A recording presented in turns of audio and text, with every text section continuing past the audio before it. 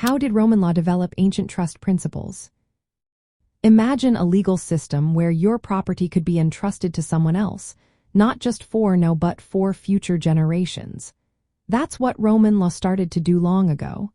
It created ways to manage property that still influence us today. Roman law introduced a legal device called Fideicommissum. This was a way for someone making a will to leave property to one person, with the instruction that this person would pass it on to another.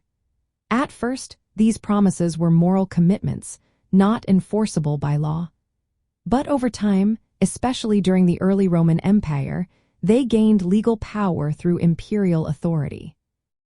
This change made sure that the person entrusted with the property had a duty to act in the best interest of the final beneficiary. This idea of trust was flexible. It allowed property to be passed to people who might not normally inherit, like foreigners or those legally barred from inheriting. It also separated legal ownership from the actual benefit of the property. The person holding the property was called the fiduciary or trustee, while the person benefiting was the beneficiary. This separation is a core idea in modern trust law. Roman law also had other relationships that resembled trusts. For example, Fiducia and mandatum were contracts where one person entrusted property or tasks to another. These relationships required the person managing the property to act honestly and loyally. The Roman legal system emphasized bona fides, meaning good faith, which meant that trustees and fiduciaries had to act ethically and in the best interest of those they served. When fiduciaries failed to do their duty, Roman law provided remedies to protect the beneficiaries. These early protections showed a concern for fairness and justice, similar to modern equitable principles. These ideas weren't limited to property but also applied to family law and inheritance, making trust-like relationships a broad part of Roman legal practice.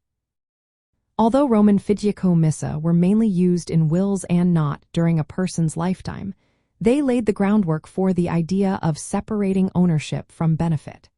This concept later influenced medieval European law and the development of the English trust system. In practical terms, Roman trust principles let property owners control how their assets were used after their death. They could ensure trusted individuals managed the property for the benefit of others, following the owner's wishes. This was a major legal innovation, balancing property rights with social and family duties. Roman law's focus on fiduciary duties, good faith, and legal protections created a foundation for trust principles that still shape legal systems today.